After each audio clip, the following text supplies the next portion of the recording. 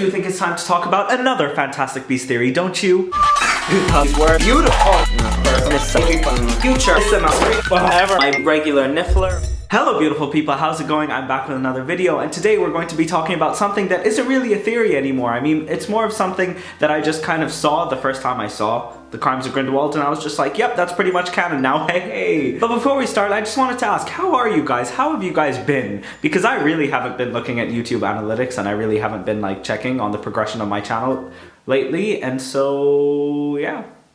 But I miss this. I miss this a lot, and I want to get back to uploading twice a week, but it's just been a bit hard these past couple of weeks for reasons I will not speak of. But in today's video, I wanted to talk about the possibility that the Phoenix at the end of Crimes of Grindelwald could possibly be Fawkes the Phoenix. And I know, it seems simple, but it gets a bit complicated, so hang in there. If you guys need a refresher, in the beginning of the Crimes of Grindelwald, Dumbledore tells Newt Scamander that it is legend that a phoenix will come to any Dumbledore in need when the time is right. Now, as you guys know from the Harry Potter series, Dumbledore is really famous for having a phoenix named Fawkes, and it's kind of the thing that does all of the work for Dumbledore, if you don't count manipulating Harry.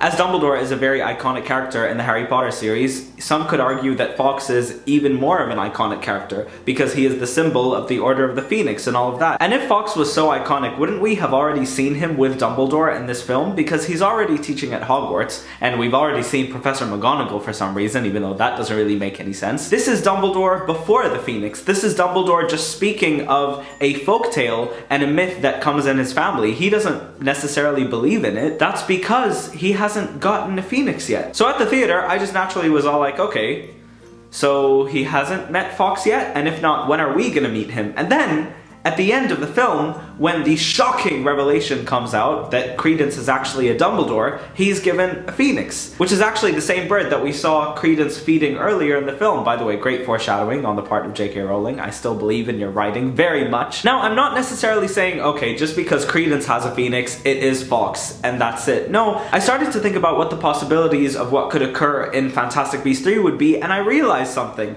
Credence, at this moment, thinks that a man named Albus Dumbledore wants to kill him. And we know what Credence has done to people who have attempted to hurt him. I mean, he's literally killed the president guy from Fantastic Beasts 1, and he attempted to kill Grimson in The Crimes of Grindelwald. I mean, do you not think that there is a possibility that Credence really could attempt to kill Albus Dumbledore, and it could possibly work? When I started to think about that, I started to realize that Credence is now going to use this phoenix, and I'm not going to call it Fawkes just in case anybody would be upset, but let's say this phoenix could be the one to help Credence through all of his adventures in Fantastic Beasts 3, 4, and 5, which means this phoenix would be fighting Albus Dumbledore. And that's when it hit me. That's when it really hit me. What if the phoenix that came to Credence was actually the phoenix that was being sent to Dumbledore, as Dumbledore would be in need of him when Credence fights him?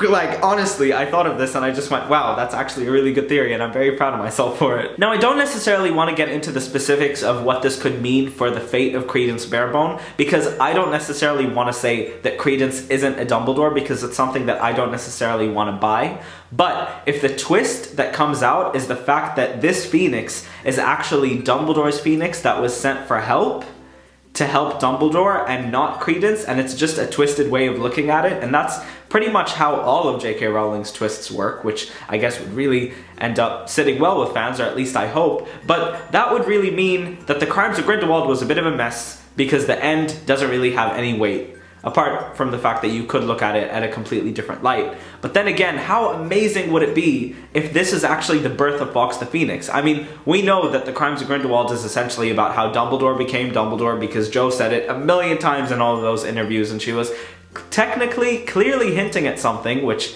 I guess now, if this is true, this could actually be it. We have no idea.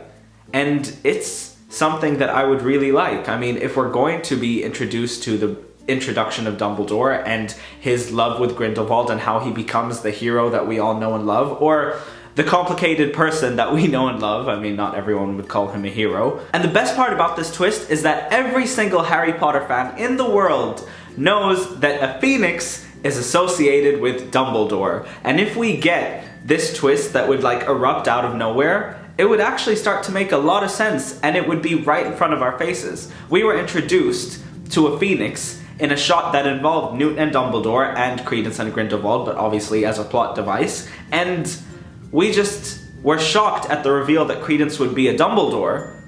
But if that was a lie, and the Phoenix was actually used as a ploy for Dumbledore's future, then that just...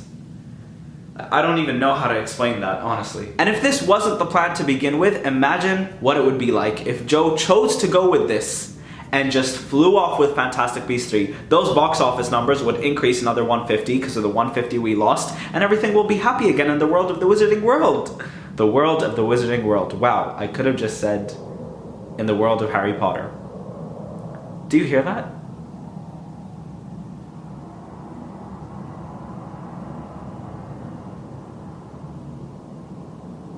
It's definitely not a car. It's probably an airplane, but I should probably wait for it to...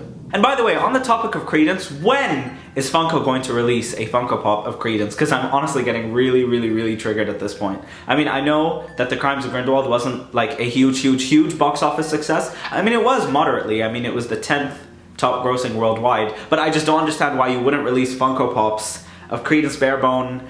And it just doesn't make sense to me, and it makes me really upset. And also, why would you release a Funko of Nagini in creature form? But anyways, I really hope you guys enjoyed me talking about Fawkes the Phoenix and the Crimes of Grindelwald and the possibilities of who he might be and who he might belong to and whether Credence is a Dumbledore or not. It's a huge situation, and I really hope you guys enjoyed this video. So thank you all so much for watching. If you enjoyed this video, please leave me a like and a comment down below, and subscribe to my channel to see a lot more Harry Potter and Fantastic Beasts content. This is so much fun. Oh god. See, here's the thing. Whenever I'm making videos, I'm just like, yes, this is fun, this is amazing. And when I'm not, I'm just sitting there looking at my channel and I'm like, I don't have the energy for this. But then when I do start filming, it just feels so great. And so I just wish I could just be more responsible and I could just get a grip more. But you know what? We're gonna do it together. With the love and support that you guys give me. You guys are all so amazing. I love you all so much. Bye guys!